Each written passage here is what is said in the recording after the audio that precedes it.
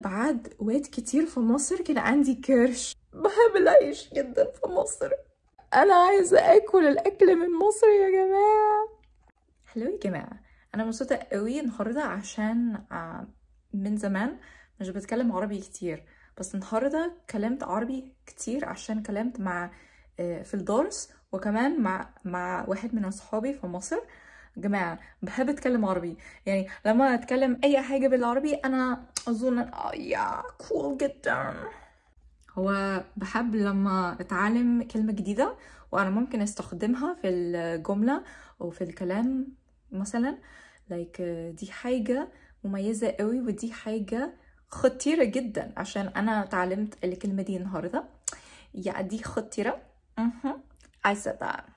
بس يعني حاجة تانية، احنا في الصيف دلوقتي اخيرا، ويعني دلوقتي بالليل بس لسه في شمس شوية، في نور عشان في الصيف، احنا في الصيف. بس كمان يعني الاسبوع اللي فات انا شفت اصور كتير من اصحابي في مصر، عشان الاسبوع اللي فات كان عيد وناس كتير هما بيعمل celebrations وكده، وانا شفت البحر في مصر like wow it's so nice. ساحل وكمان دهب وكذا كذا. واو مصر جميلة قوي. هي جميلة قوي يا جماعة بجد. المية في مصر تحفة، توب، لذيذة، خطيرة يا جماعة.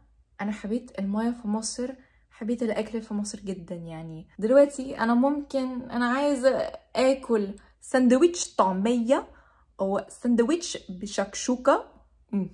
حبيت الشكشوكه، سندويتش من طبالي، تحفه قوي، لذيذه جدا. والساندويتش طعميه، بحب الطعميه جدا، يعني طعميه مع طحيني مع يعني سلطه في عيش بلدي وعيش شامي. كل العيش في مصر تحفة جدا يا جماعة. أنا مش ممكن أفهم ازاي ليه احنا مش عندنا العيش زي كده هنا. بحب العيش جدا في مصر. عشان كده بعد وقت كتير في مصر كان عندي كرش، يعني كان عندي كرش قبل ما اروح مصر، بس الكرش بتاعي بعد ما رحت مصر كان كبير. هو يعني عشان في مصر الدليفري سيرفيس احسن بكتير وسهله قوي، في اكل كتير تقريبا طول الوقت، والاكل تحفه قوي، الطعم لذيذ جدا. فاكيد طبعا انا عايزه اكل كل حاجه كده. مصر فين الاكل؟ انا عايزه اكل الاكل من مصر يا جماعه.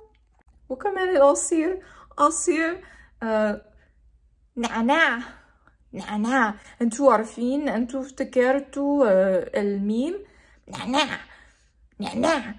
انا زي كده، انا عايزه اشرب ليمون بالنعناع.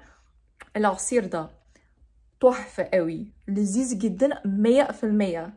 دي الريتنج بتاعي من الشرب ده حلو قوي.